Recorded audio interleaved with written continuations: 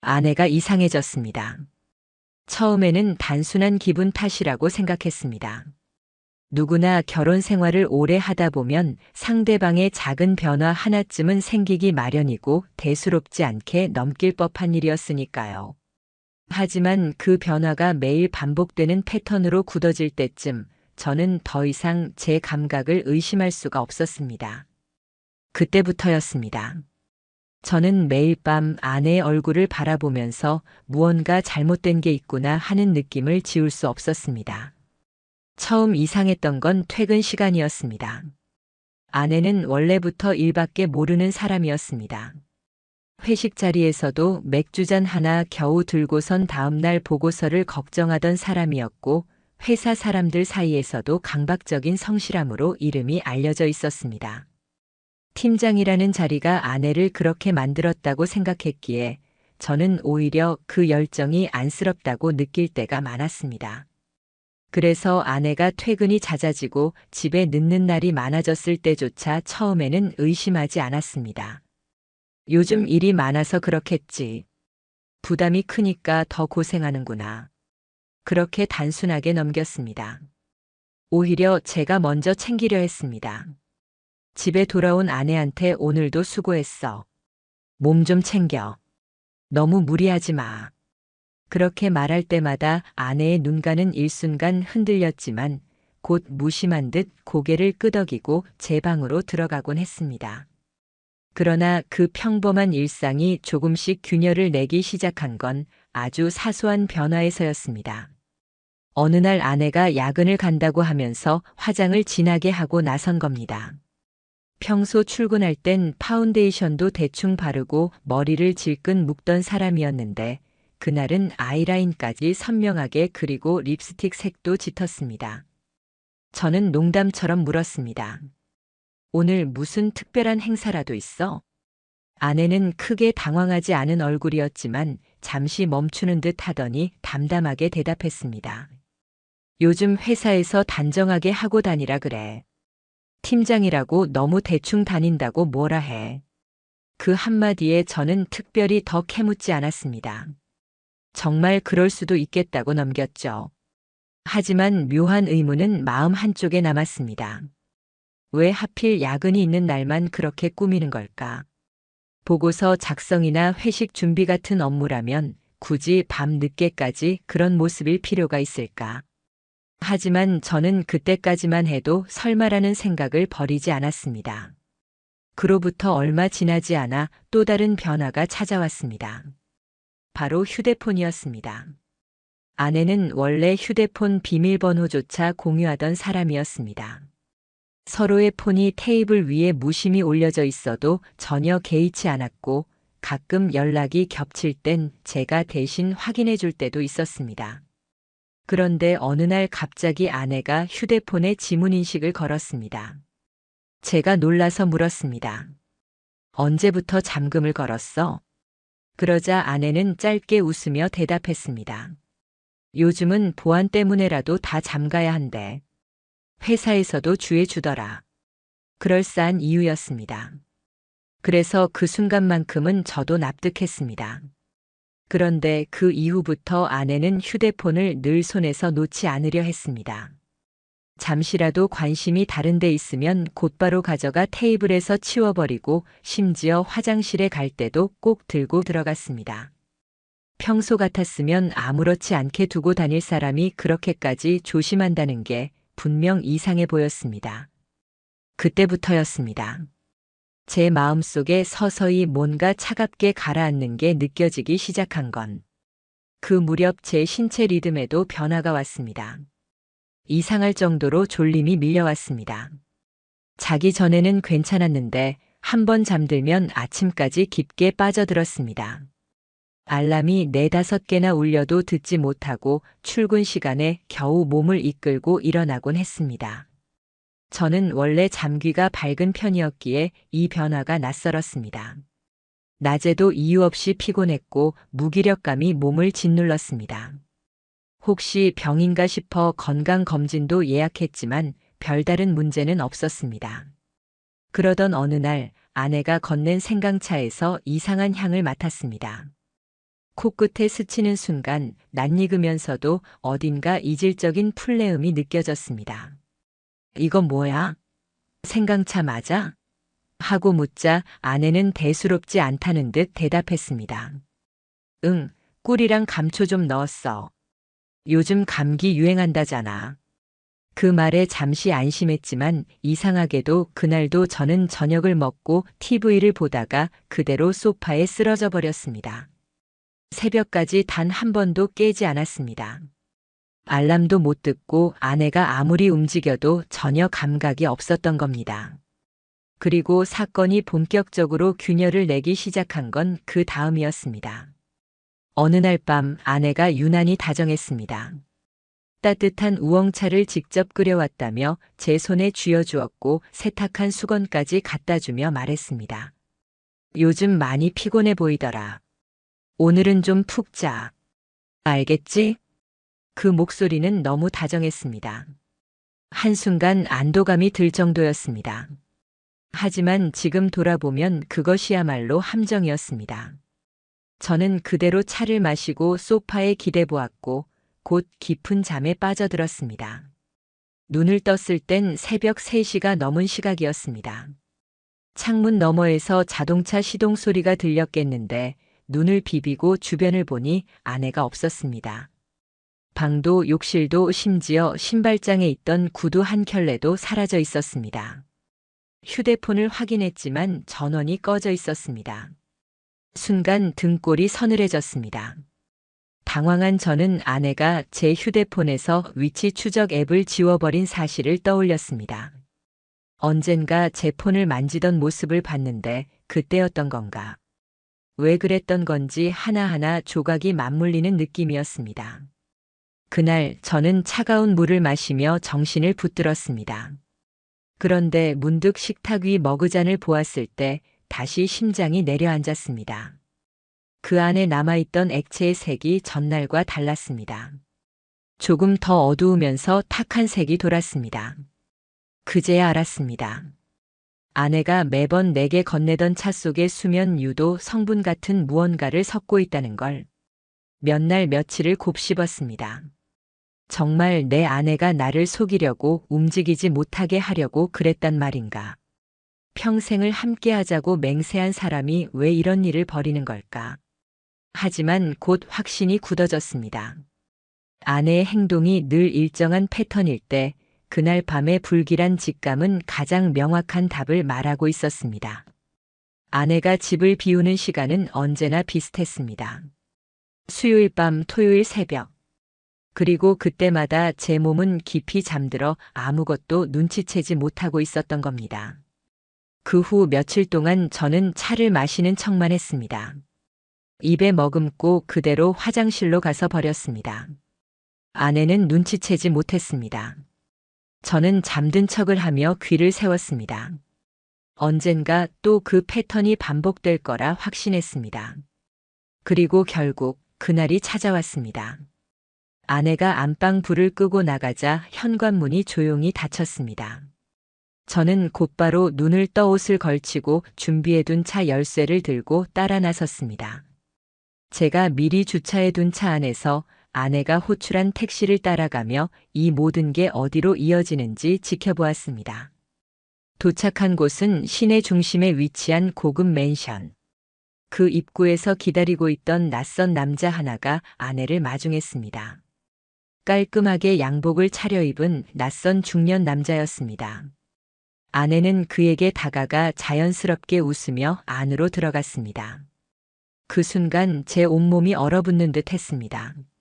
모든 게 퍼즐처럼 맞춰졌습니다. 아내는 제가 깊게 잠든 틈을 이용해 수면에 빠져 아무것도 할 수 없는 틈을 파고들어 다른 사람을 만나러 나가고 있었던 겁니다. 그날 새벽 저는 싸늘한 마음으로 집으로 돌아왔습니다. 아내보다 먼저 도착한 집 안에서 불을 켜두고 식탁에 앉아 있었습니다. 새벽 5시가 넘자 문이 열리고 아내가 들어왔습니다. 그러나 그녀는 전혀 당황하지 않은 듯 태연하게 말했습니다. 회사 일 좀 보고 왔어. 야근팀이랑 새벽까지 회의했어. 그 순간 저는 알았습니다. 제가 느낀 의심은 현실이었고 믿음은 배반당했습니다. 그 말을 듣고도 저는 아무 대답도 하지 않았습니다. 다만 속으로 다짐했습니다. 이젠 절대로 속지 않겠다고, 반드시 모든 진실을 밝혀내겠다고. 아내의 배신을 눈치채고 난 뒤 저는 더 이상 감정에 휘둘리지 않겠다고 스스로 다짐했습니다. 눈물도 분노도 애원도 이제는 아무 소용이 없었습니다. 단순히 부르짖는다고 해서 잃어버린 믿음이 돌아오지 않는다는 걸 이미 알았기 때문입니다. 그렇다면 제가 쥐어야 할 건 단 하나, 증거였습니다.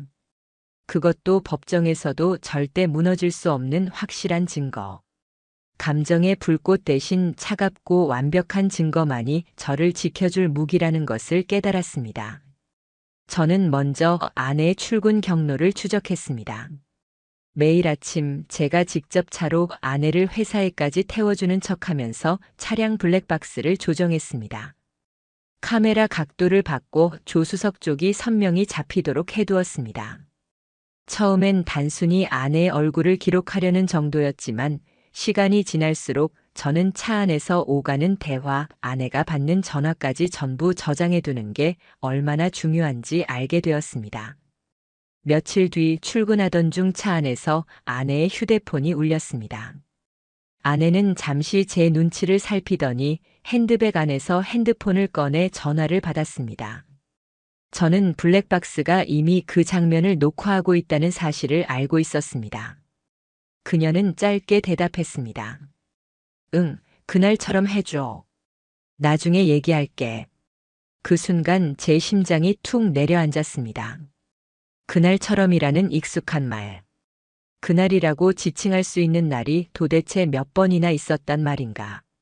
이미 여러 차례 반복된 일이기에 상대방도 아내도 더 이상 긴 설명이 필요하지 않았다는 뜻이었습니다.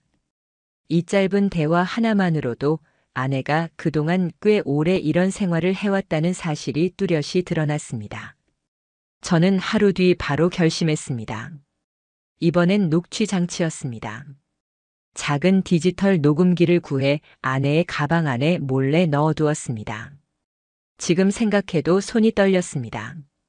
하지만 그 선택이 옳았다는 건 곧 증명되었습니다. 그날 밤 늦게까지 켜져 있던 녹음기에는 분명히 두 사람의 목소리가 담겼습니다. 그 사람은 아직 눈치 못 챘어. 완전 숙면이야. 그럼 이번 주에도 그 호텔로 갈까? 거긴 위험해. 너희 집으로 가. 그 대화가 제 귓속을 파고드는 순간 다시 한번 손이 부들부들 떨렸습니다. 이미 드러날 수 있는 호텔 숙박뿐만 아니라 이제는 남자의 집을 드나드는 단계까지 이른 겁니다. 제가 자는 줄 알고 안심한 채 내뱉은 그 대화는 아내의 위선과 배신을 너무도 선명하게 드러냈습니다. 7년 동안 함께한 결혼 생활이 완전한 거짓이었다는 현실을 저는 그때 비로소 인정할 수밖에 없었습니다. 하지만 저는 멈추지 않았습니다. 더 확실한 증거, 더 많은 기록이 필요하다고 생각했습니다. 그래서 저는 결국 비용이 들더라도 사설 탐정을 찾아갔습니다. 차라리 제 손으로 따라붙는 것보다 전문가의 손을 빌리는 것이 더 정확하고 위험 부담이 적을 것이 분명했습니다. 탐정에게 상황을 설명하고 며칠이 지나지 않아 첫 번째 결과물이 도착했습니다. 사진 몇 장.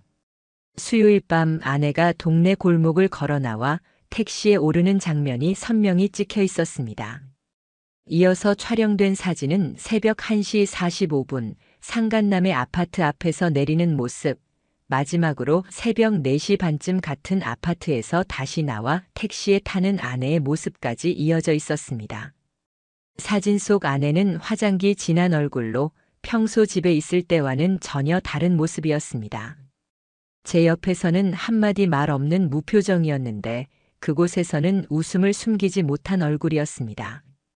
그 장면들을 보고 있자니 속이 뒤집어지는 듯 했습니다. 하지만 동시에 명확한 증거가 제 손에 들어왔다는 사실이 차가운 위안을 안겨주었습니다. 저는 흔들리지 말자고 스스로 되뇌었습니다. 이후 저는 아내가 사용하는 회사 메신저와 이메일에도 접근했습니다. 아내가 잠시 씻으러 들어간 틈에 노트북을 켰습니다.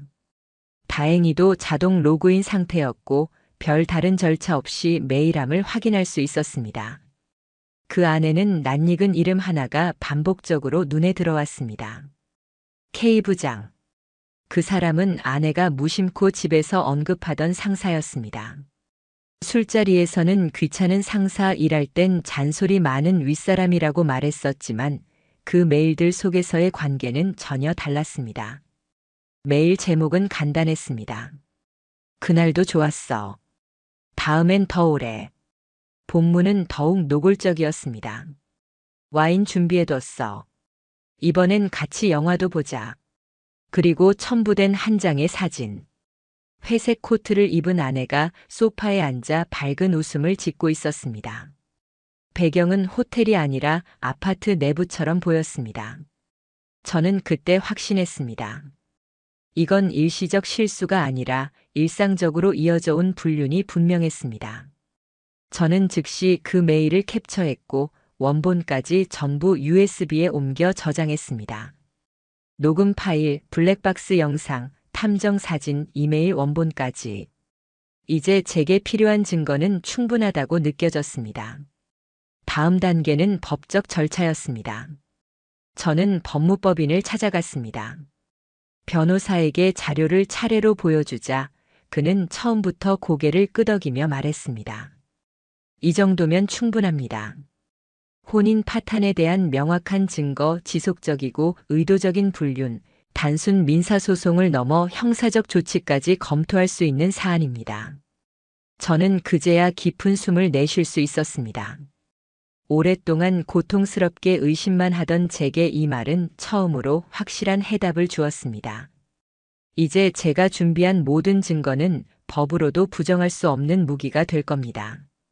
그날 밤도 아내는 변함없이 평온한 표정으로 저녁상을 차려주었습니다.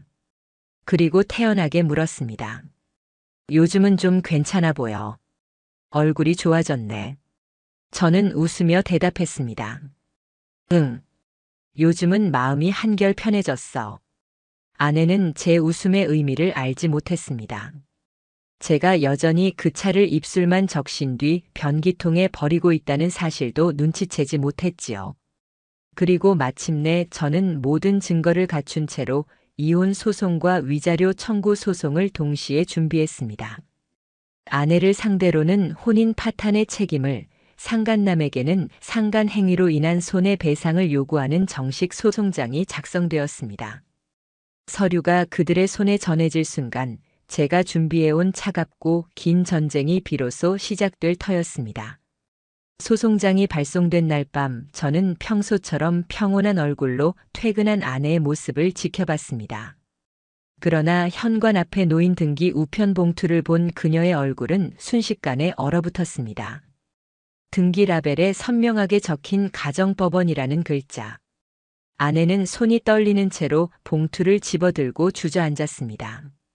불과 몇 장 안 되는 문서였지만 그 안에 적힌 몇 줄의 문장이 그녀의 세계를 산산조각 내기엔 충분했습니다. 이게 뭐야? 아내가 중얼거릴 때 저는 단호하게 대답했습니다. 그동안 했던 행동에 대한 정당한 대가야.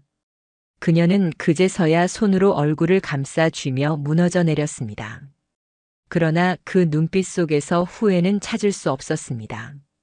반성이나 자책이 아닌 그저 들통난 사람의 당혹감만이 떠다니고 있었습니다. 며칠 뒤 사무실을 통해 통지가 전달된 상간남에게도 소식이 전해졌습니다. 그는 처음에 발뺌했습니다. 업무상 친하게 지냈을 뿐이다. 오해다. 증거가 없다. 하지만 불과 며칠 만에 그의 아내까지 제게 직접 연락을 해온 사실이 그 허망한 주장을 무너뜨렸습니다. 혹시 소송 관련해서 확보하신 증거 제가 좀 공유받을 수 있을까요? 그 목소리는 담담했지만 쉰 기운이 섞여 있었습니다. 이미 그녀도 남편의 배신을 짐작하고 있었던 겁니다. 저는 망설이지 않았습니다. 사진, 녹취록, 이메일 캡처, 탐정 보고서까지 USB에 담아 그녀에게 건넸습니다. 그 순간 저는 혼자가 아니라는 사실에 묘한 안도감을 느꼈습니다. 똑같이 삶을 짓밟힌 또 한 사람, 이제는 같은 배신을 응징해야 할 동지였기 때문입니다. 그 소식은 순식간에 퍼져나갔습니다. 회사 사람들 사이에서도, 동네 이웃 사이에서도. 아내는 출근할 때마다 동료들의 시선을 피해 고개를 숙였고, 회의에서는 아무도 그녀의 말에 대답하지 않았습니다. 팀장이었던 아내는 순식간에 공기 같은 존재가 되었고, 점심시간에도 혼자 조용히 식당 구석에 앉아 밥을 먹는다는 이야기를 저는 지인들 통해 들었습니다. 하지만 그보다 더 급격히 무너진 사람은 상간남이었습니다. 상간남 K 부장은 가정이 있는 사람이었습니다. 아내와 아이까지 있던 그는 제 소송장을 통해서뿐만 아니라 본인의 아내에게도 부정이 전부 드러났습니다. 결국 그는 윤리위원회에 회부되었고 곧 회사로부터 사실상의 해임 결정을 통보받았습니다. 평생 쌓아온 커리어가 단 몇 줄의 징계 공문으로 산산조각 난 것입니다. 저는 주변 사람들을 통해 그의 근황을 들었습니다. 사무실 책상에 앉아 고개를 숙인 채 전화도 받지 않고 사람들을 피해 다닌다고 했습니다. 심지어 화장실 칸에 들어가 장시간 나오지 않는 일도 잦아졌다더군요. 자신감으로 번득이던 그 사람이 이제는 외면당하는 그림자 같은 존재가 되는 순간이었습니다. 반면 저희 집에서는 아내의 연기가 본격적으로 시작됐습니다. 소송장을 받은 지 일주일쯤 지났을 때였습니다. 눈이 붉게 부어있던 그녀가 제 앞에 무릎을 꿇었습니다. 정말 미안해. 내가 정신이 나갔었어. 잠깐의 실수였어. 우리 가정을 버리고 싶었던 게 아니야. 당신이랑 아이 없는 집에서 외롭게 버티려다 보니 잠깐 잘못된 거야. 제발 다시 시작하면 안 될까? 그 말은 저를 더욱 단단하게 만들 뿐이었습니다. 그 말 내가 숨죽여 택시 타던 그 새벽에 했었어야지. 내가 약에 취해 눈도 못 뜨던 시간, 다른 남자 집에 들어가던 그 순간 말이야. 그때는 왜 아니었어? 아내는 대답하지 못했습니다. 저는 그날 처음으로 침실 문을 잠갔습니다. 그날 밤 그녀는 깊은 거실 어둠 속에서 홀로 밤을 견뎌야 했습니다. 회사 내 소문은 돌고 돌아 빠르게 자리를 잡았습니다. 사내 관계망은 생각보다 훨씬 더 잔혹했습니다. 누군가가 같이 있었던 남자가 해임됐는데 도대체 왜 그녀만 남아있느냐는 수군거림을 시작했고 결국 아내의 자리는 차갑게 흔들리기 시작했습니다. 몇 주 뒤 끝내 그녀는 휴직계를 제출하고 회사 문을 나섰습니다. 어느 날 아내는 눈물을 글썽이며 말했습니다. 나 회사 그만둬야 할 것 같아. 그러나 저는 아무 답도 하지 않았습니다. 동정 따위는 남아있지 않았습니다. 그건 자업자득이었습니다. 며칠 뒤 상간남의 아내로부터 다시 연락이 왔습니다. 저도 결심했어요. 이혼 소송 들어갔어요. 아이들한테는 최대한 상처 주지 않으려 합니다. 그리고 저도 상간녀 상대로 손해배상 청구를 넣었습니다. 그 메시지를 본 순간 저는 알 수 없는 연대감을 느꼈습니다. 우리는 같은 전장에서 같은 칼날에 찔린 사람들이었고 이제는 같은 방향으로 복수를 준비하는 사람들이었습니다. 조정 절차 자리에서 상간남은 진술서를 제출했습니다. 그리고 그 내용은 놀랍게도 저를 더 웃게 만들었습니다. 모든 일은 어씨, 즉 그녀가 먼저 제안했습니다.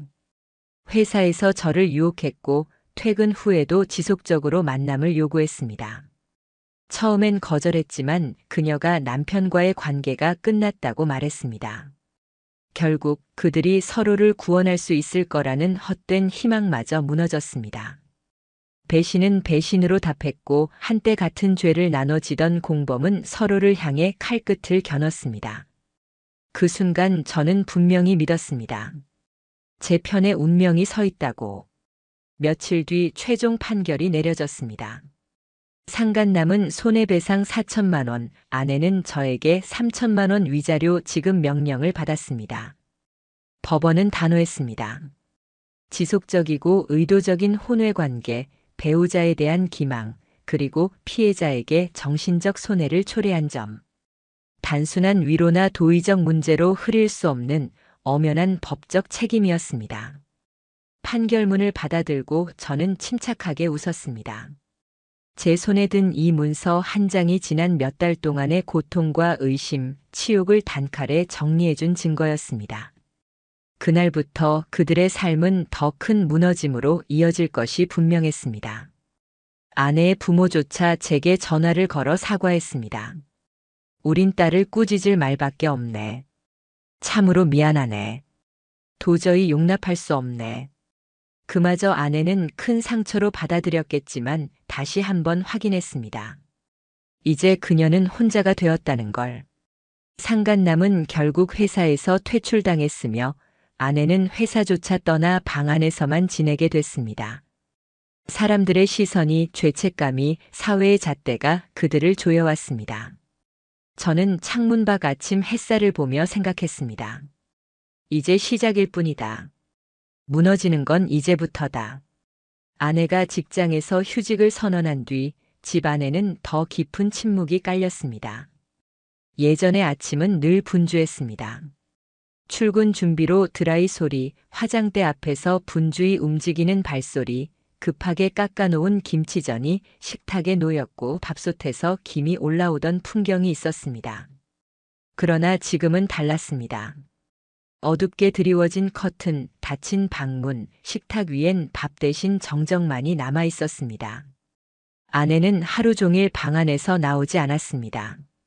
불 꺼진 방 안에 틀어박힌 채 핸드폰을 꼭 쥔 채로 누구에게도 답장을 하지 않았습니다. 그런데 이상하게도 저는 불편하지 않았습니다. 오히려 차라리 편했습니다. 그녀가 있는 듯 없는 듯 집안 어딘가에서 가라앉아 있는 게 이제는 제게 더 편안한 시간이었습니다. 지난 몇 달간 제가 겪었던 무기력과 의심, 수면제에 취해 버려야 했던 굴욕적인 새벽들을 떠올리면 이 침묵은 오히려 회복을 위한 숨 쉴 틈처럼 느껴졌습니다. 그러던 어느 날 밤이었습니다. 퇴근하고 집에 들어서니 아내가 거실 한가운데 무릎을 꿇고 앉아 있었습니다. 불 꺼진 방안을 환하게 달구는 건 그녀가 켠 스탠드 조명 하나였습니다. 제발 한 번만 용서해줘. 다시 시작하게만 해줘. 지금까지 내가 뭘 잃었는지 알아. 하지만 당신까지 완전히 잃는 건 무서워. 그녀는 울고 있었습니다. 떨리는 손으로 몸을 감싸 안고 있었습니다. 그러나 그 목소리를 듣는 순간 저는 깨달았습니다.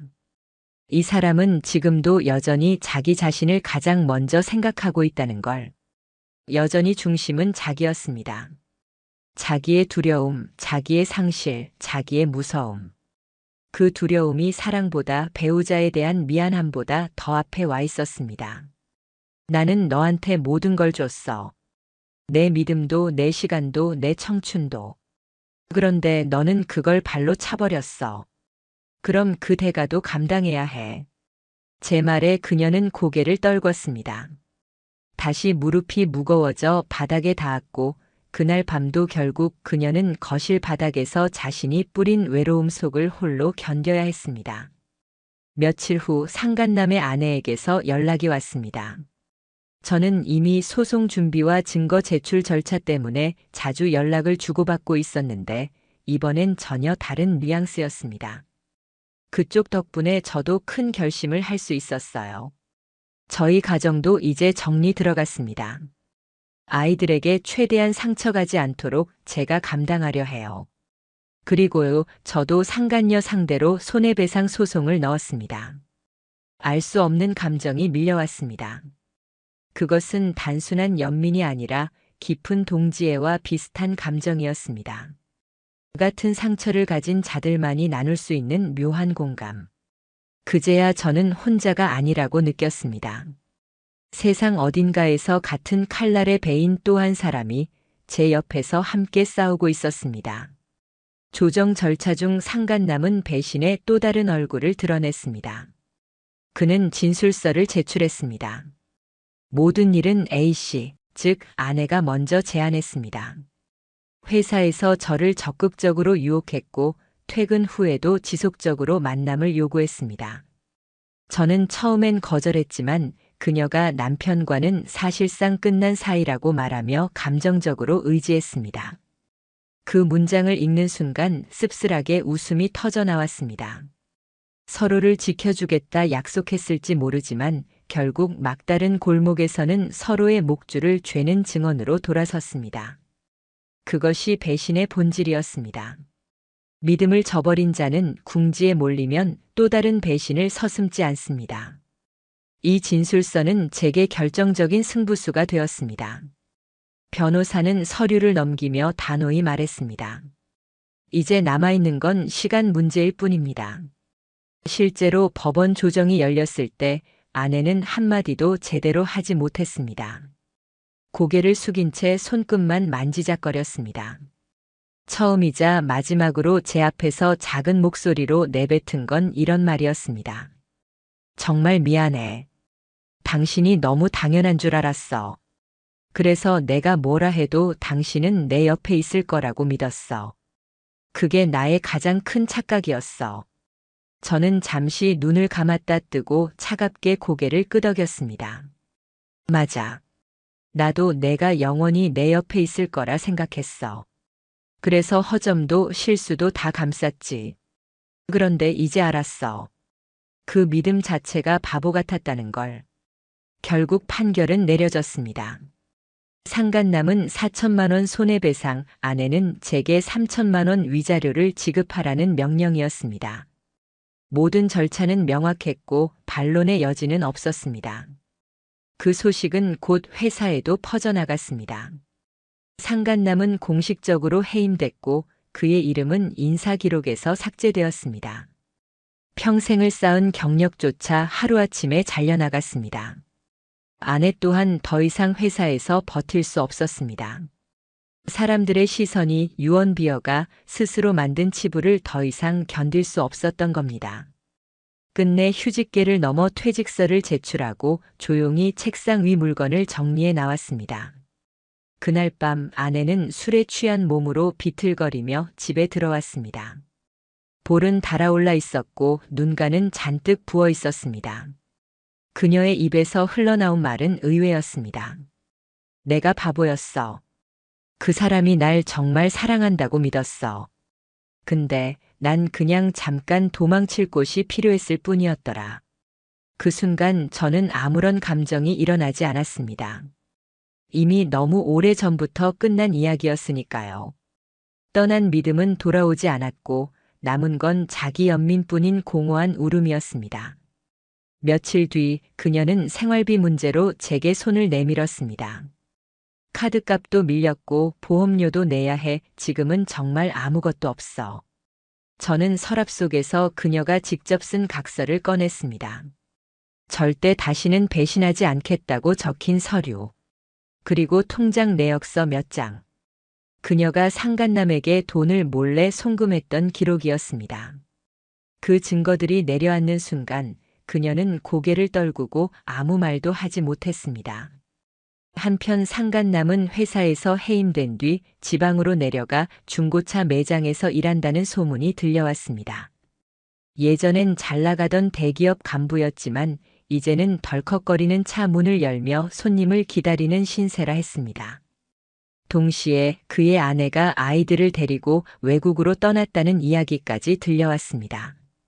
결국 그는 가족, 직장, 인간관계 모두를 잃고 외딴 지역에서 숨어 사는 인생으로 전락한 것이었습니다.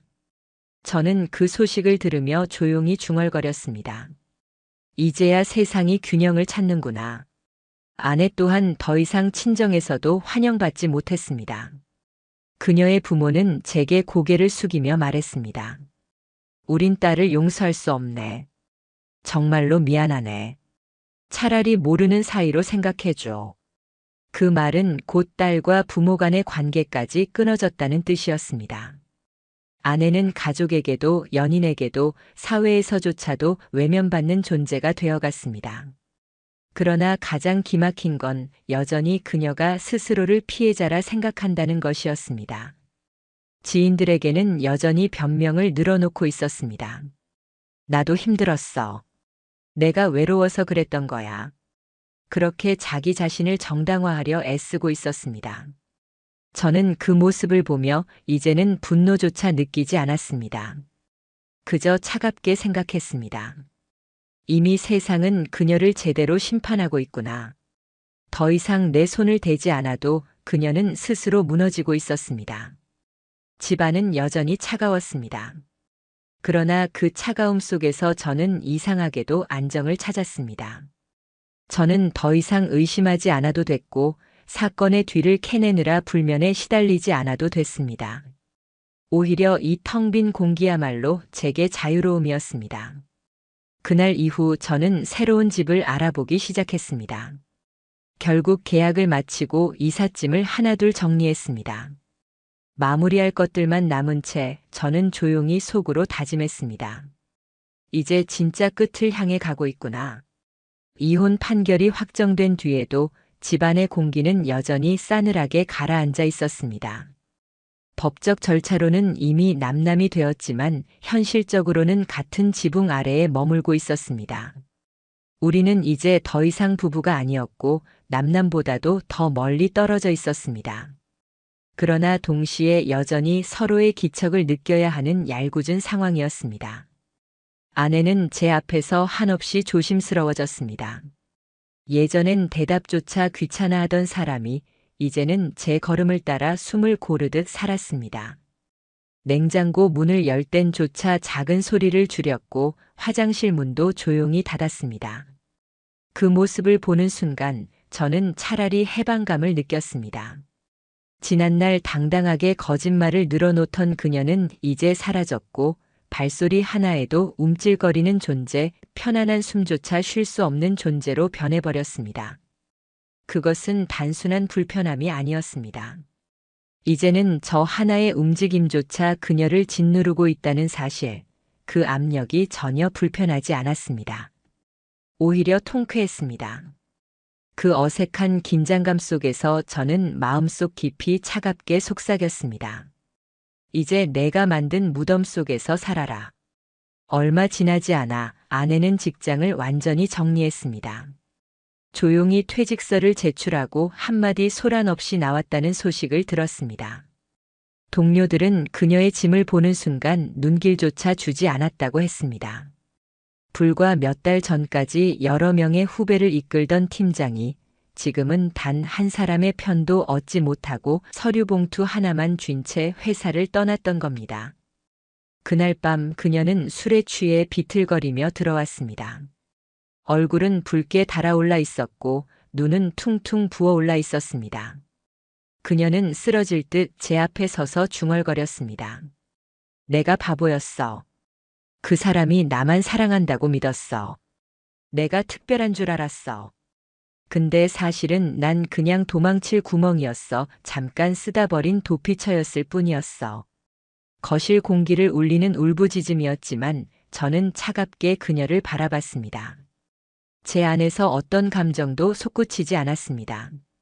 그녀의 울음은 이제 저와 아무 상관이 없는 이야기였으니까요. 오히려 저는 속으로 되뇌었습니다. 그럼 그 새벽 3시의 발걸음은 뭐였던 거지? 내가 약에 취해 아무것도 모른 채 쓰러져 있었을 때 내가 그 남자의 집 문 앞을 열던 그 순간은 뭐였지? 며칠 후 아내는 결국 손을 내밀었습니다. 생활비 좀 줄 수 있어? 카드값도 밀렸고 보험료도 나가야 하는데 내가 지금은 정말 아무것도 없어. 제가 서랍에서 꺼내 보여준 것은 돈이 아니라 오래전 그녀가 직접 썼던 각서였습니다. 나는 다시는 배우자를 배신하지 않겠습니다. 라는 글귀. 그리고 은행 내역서 속 송금 기록. 그녀가 상간남에게 은밀히 보냈던 돈의 흔적들. 그 증거 앞에서 아내는 더 이상 어떤 말도 잊지 못했습니다. 고개를 푹 떨군 채 자신의 이전 모습을 회피하듯 무너졌습니다. 한편 상간남의 소식도 들려왔습니다. 그는 대기업의 본부장 자리에서 하루아침에 추락한 뒤 지방으로 내려가 중고차 매장에서 일한다는 소문이 돌았습니다. 과거엔 정장을 입고 화려한 회의실을 누비던 사람이 이제는 낡은 차 문을 열며 하루하루를 버티는 신세가 된 것이었습니다. 그러나 그것 또한 오래가지 못했습니다. 몇 주 뒤 새로운 소문이 들려왔습니다. 매장에서 손님과 마찰을 빚어 결국 자리에서 쫓겨났다는 것이었습니다. 이후엔 지인들에게 돈을 빌려달라며 전화를 돌렸다고 했습니다. 이유는 다양했습니다. 아이 학비, 병원비, 투자금. 하지만 정작 그의 가족은 이미 떠나 있었습니다. 아내는 아이들을 데리고 외국으로 나가 그 사람을 버리고 갔다고 했습니다. 결국 그는 가족 없는 삶, 일 없는 삶, 돈 없는 삶 속에 남겨졌습니다. 저는 그 소식을 들으며 조용히 중얼거렸습니다. 이제야 세상이 균형을 찾는구나. 그러나 아내의 상황은 더 절망적이었습니다. 직장도 잃고 사회적 체면도 잃고 심지어 친정에서도 발붙이지 못했습니다. 그녀의 부모님은 제게 전화를 걸어 사과했습니다. 그녀는 이제 부모조차 등을 돌린 고립된 사람이었습니다. 끊임없이 무너져가는 상황 속에서도 그녀는 스스로를 피해자라고 여겼습니다. 지인들에게는 나도 힘들었다. 외로워서 그랬다. 는 말을 반복하며 동정을 구했습니다. 그러나 그 말이 통할 자리는 어디에도 없었습니다. 사람들은 이미 그녀를 가정을 파탄낸 사람으로 각인했기 때문입니다. 저는 그 모습조차 차갑게 지켜봤습니다. 분노조차 식어 있었습니다. 이제는 그저 담담했습니다. 세상이 이미 그녀를 심판하고 있기 때문에 더 말할 것도 없었습니다. 한편 남은 문제는 재산 분할이었습니다. 아내는 처음부터 절반을 요구했습니다. 우리가 함께 모은 재산이잖아. 내 몫도 있는 거야. 저는 녹음 파일을 꺼내 보여주었습니다. 그녀가 상간남에게 했던 말이 담긴 음성이었습니다. 혹시 일이 커지면 내가 따로 모아둔 예금으로 빠져나가면 돼. 남편 모르게 넣어뒀어. 그 목소리와 기록은 재산 분할 협상에서 강력한 카드가 되었습니다. 법원은 결국 그녀의 요구를 대부분 기각했고 최소한의 몫밖에 주지 않았습니다. 재산을 잃고 직장을 잃고 사회적 체면마저 잃은 그녀는 결국 친정집으로 물러났습니다. 남편도 직장도 돈도 없이 남은 건 과거의 그림자와 후회뿐이었습니다. 집을 비우며 저는 마지막으로 거실을 천천히 걸었습니다. 벽과 창틀에 남아있는 흠집, 그녀가 서성였던 발자국, 웃음소리와 다툼이 뒤섞였던 기억. 그러나 이상하게도 그 모든 흔적이 이제는 하나의 풍경처럼만 느껴졌습니다. 이제는 끝났구나. 저는 길게 숨을 내쉬며 방을 나섰습니다. 이제 제 삶은 제 자리를 되찾고 있었습니다. 가슴에 박힌 배신의 가시는 완전히 뽑히지는 않았지만 최소한 그들이 치러야 할 대가를 두 눈으로 확인했기에 견딜 수 있었습니다. 아내는 모든 걸 잃었습니다. 상간남은 도망치듯 살았습니다. 그러나 저는 살아남았습니다. 더 이상 뒤를 돌아보지 않고 오직 제 앞의 길을 바라보고 있었습니다. 모든 법적 절차가 끝나고도 제 일상은 크게 달라지지 않았습니다. 저는 여전히 같은 출근길을 걸었고 같은 책상에 앉아 같은 일을 했습니다. 하지만 달라진 것은 제 마음이었습니다. 예전에 저는 하루하루 아내의 시선 하나, 말투 하나에 가슴을 졸였습니다. 언제 또 새벽같이 나갈지, 오늘은 어떤 거짓말을 내뱉을지 불안에 시달리며 살았습니다. 침대 위에서조차 의심의 그림자가 제 머리맡에 드리워져 있었습니다. 그러나 지금은 달랐습니다. 더 이상 그럴 필요가 없었습니다. 거짓에 흔들리지 않을 자유, 속임수에 두려워하지 않을 자유가 제게 주어진 겁니다. 저는 느꼈습니다. 비로소 자유로워졌다는 것을. 사랑이라는 이름의 굴레, 가정이라는 허울 좋은 명분이 더 이상 제 발목을 잡지 않았습니다. 저는 드디어 저 자신으로 살아갈 수 있었습니다. 그 무렵 오랫동안 연락이 끊겼던 친구에게서 전화가 왔습니다. 야, 너 요즘 얼굴이 밝아졌다. 무슨 일 있었던 건데 진작 얘기하지 그랬냐? 저는 차분히 그리고 담담히 지난 몇 달간의 일을 짧게 전했습니다. 친구는 한동안 말을 잇지 못하다가 마지막에 이렇게 말했습니다. 그런 여자는 내가 놓쳐서 아까운 게 아니야. 오히려 그 여자가 널 잃은 게 재앙이지. 그 말을 듣는 순간 속 깊은 곳에서 처음으로 웃음이 터져 나왔습니다. 분노나 눈물이 빠져나간 자리에 남은 건 해방의 웃음이었습니다. 모든 걸 비워낸 뒤 진짜 제 자신다운 웃음이었습니다. 그러나 그 여자는 여전히 저를 붙잡으려 발버둥쳤습니다. 어느 날은 불쑥 친정집에서 찾아와 현관 앞에 서 있었습니다. 손에는 작은 도시락을 들고 있었습니다. 당신 좋아하던 반찬 오랜만에 만들어 봤어. 저는 그것을 보지도 않고 말했습니다. 그 반찬 먹어줄 사람 많을 거야. 다른 사람 주라. 그녀는 고개를 떨군 채 계단을 내려갔습니다. 그 발소리는 초라하고 공허했습니다. 언젠가는 나를 재우고 몰래 남의 집으로 향하던 발소리였는데 이제는 나지막하게 울리는 패배자의 걸음뿐이었습니다. 그리고 뜻밖의 사람에게서 메시지가 왔습니다. 상간남의 전 아내였습니다. 혹시 괜찮으시면 커피 한 잔 하실 수 있을까요? 우리는 작은 카페에서 마주 앉았습니다. 조용히 커피 잔을 사이에 두고 서로의 상처를 처음으로 담담히 꺼내 놓았습니다.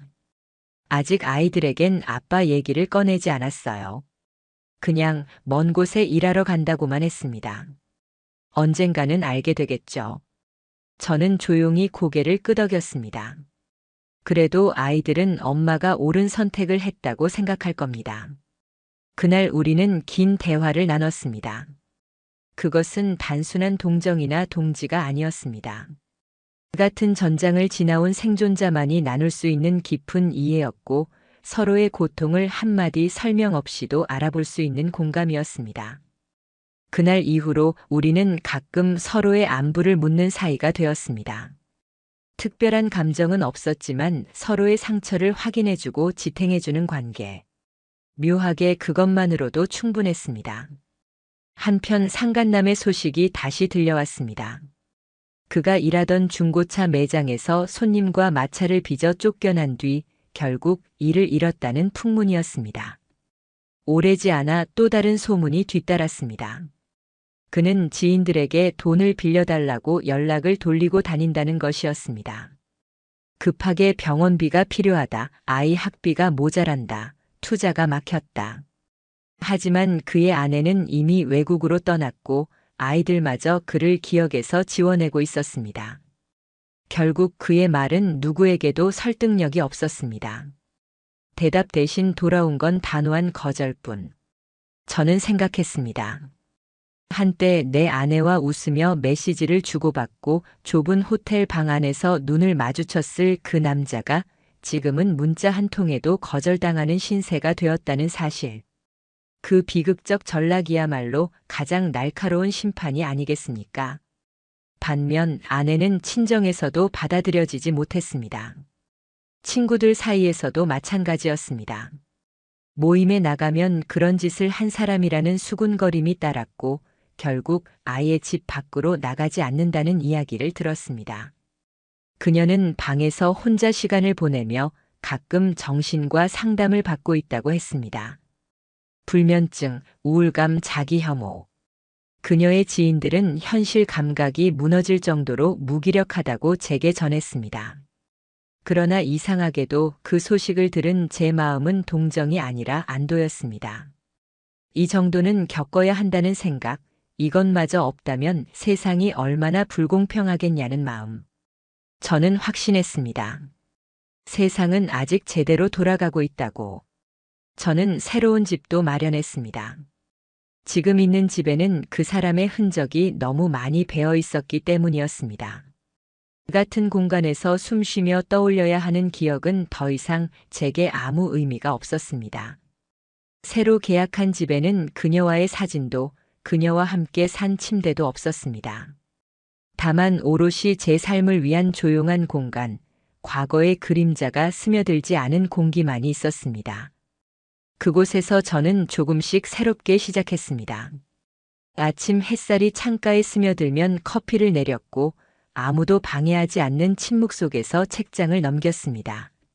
친구들과 가끔 술자리를 가졌고 오랜만에 부모님 댁에도 들렀습니다. 그 안에서 저는 느꼈습니다. 이제야 진짜로 나로 살고 있구나. 그리고 마지막으로 한 가지 깨달음을 더 얻었습니다. 분류는 실수가 아니었습니다. 선택이고 행동이었습니다. 그들은 선택했고 행동했습니다. 그리고 그에 따른 결과가 철저하게 그들을 덮쳤습니다. 저는 언젠가 이 이야기를 전하고 싶었습니다. 누구도 남의 가정을 짓밟아 놓고 아무 대가 없이 살아갈 수는 없다는 것을, 그 대가는 반드시 언젠가는 돌아온다는 것을. 지금의 저는 더 이상 과거에 묶이지 않았습니다. 매 순간이 저 자신을 위한 새로운 날이 되었습니다. 그리고 창가에 앉아 조용히 커피를 마시며 생각했습니다. 이제야 드디어 내 삶을 다시 찾았구나. 이삿짐 차량이 아파트 앞에 멈춘 날, 저는 빈집을 한 바퀴 천천히 둘러보았습니다. 벽에 박혀있던 못자국, 창틀에 스쳐 남은 얼룩, 식탁 모서리에 새겨진 작은 흠집들. 그 모든 흔적 속엔 지난날의 그림자가 깃들어 있었습니다. 함께 웃기도 했고 싸우기도 했습니다. 그러나 그 모든 날들이 이제는 더 이상 저의 삶을 지배하지 않았습니다. 저는 그 흔적들을 보면서도 아무런 동요 없이 한 가지 생각만 했습니다. 이제야 진짜 끝났구나. 마지막 상자를 차량에 올리고 나서 손에 남은 먼지를 털었습니다. 그리고 수십 차례 열고 닫았던 현관문을 마지막으로 닫았습니다. 쿵 하고 닫히는 소리가 허공에 울릴 때 그 소리는 마치 지난 결혼 생활 전체가 내 뒤로 떨어져 나가는 종지부 같았습니다. 새로운 집으로 들어가자 공기는 낯설고 조용했습니다. 사진도 익숙한 가구도 없었습니다. 하지만 그 공허함이 오히려 제겐 평안이었습니다. 어제의 배신을 떠올리게 하는 그림자가 없었기에 이제는 숨을 쉬는 것조차 자유로웠습니다. 며칠 뒤 마침내 마지막 소송 결과가 전달되었습니다. 상간남을 상대로 제기한 민사 손해배상 소송. 위자료 3천만 원 지급. 상간 행위 관련 명백한 증거 존재. 피해자에게 심각한 정신적 손해를 가함. 그 문장 하나하나가 제 가슴에 파고들었습니다. 그러나 그것은 아픔이 아니라 명료한 이정표였습니다. 법이라는 이름으로 새겨진 판결은 더 이상 누구도 부정할 수 없는 낙인이었습니다. 상간남이라는 꼬리표가 그의 이름 앞에 평생 따라붙게 된 것입니다. 그는 합의를 원했습니다. 처음엔 몇 차례 전화를 통해 정말 미안하다. 제발 조용히 마무리해달라고 했습니다. 그러나 저는 단호했습니다. 조용히 넘어갔을 기회는 당신이 남의 가정을 은밀히 무너뜨리던 때 끝났습니다. 이젠 책임을 져야 할 차례입니다. 그 말 이후 그는 더 이상 저를 부르지 않았습니다. 대신 변호사를 통해 지급 능력이 없다는 주장만 내세웠습니다. 그러나 저와 제 변호인은 이미 그의 은닉 재산 일부를 확인했기에 곧바로 압류 절차를 밟았습니다. 어느 날 그의 부모에게 내용 증명이 전달되었고 그 소식을 들은 주변 사람들마저 이제는 우리도 손 쓸 수 없다며 등을 돌렸습니다. 결국 그는 혼자 모든 빚을 짊어지고 매달 제 통장으로 위자료 일부를 송금해야 하는 처지에 내몰렸습니다. 그는 더 이상 예전의 이름으로 불리지 않았습니다. 사람들 사이에서 그를 지칭할 때는 늘 상간남, 그 사람이라는 꼬리표만 붙었습니다. 잘 다니던 회사를 나왔고 지인 네트워크에서도 손절당했으며 가족에게조차 버려진 남자는 이제 사회의 변두리에서처럼 살아가야 했습니다. 저는 그의 몰락이야말로 가장 정확한 심판이라고 생각했습니다. 아내 또한 더 이상 남아있는 게 없었습니다. 직장은 이미 그만두었고 친정에서도 등을 돌렸습니다. 연락해오던 몇몇 지인들조차 곁을 떠났습니다. 그런 짓을 한 사람이라는 주홍 글씨가 그녀를 덮어버렸습니다. 최근엔 방에서 나오지 않은 채 무기력하게 시간을 보내며 불면증과 우울증에 시달린다는 이야기를 들었습니다. 정신과 치료를 받는다는 말도 들려왔지만 그것이 그녀의 변명을 덮어줄 수는 없었습니다. 가끔 연락이 왔습니다. 한 번만 다시 기회를 줄 수 없느냐. 다 잃어도 당신까지는 잃고 싶지 않다. 그러나 제 대답은 변하지 않았습니다. 기회를 줄 수 있는 시간은 이미 지났어. 그녀가 새벽마다 수면제를 섞은 차를 제게 건네며 몰래 사라지던 순간, 그 순간이 바로 마지막 기회를 버린 날이었습니다.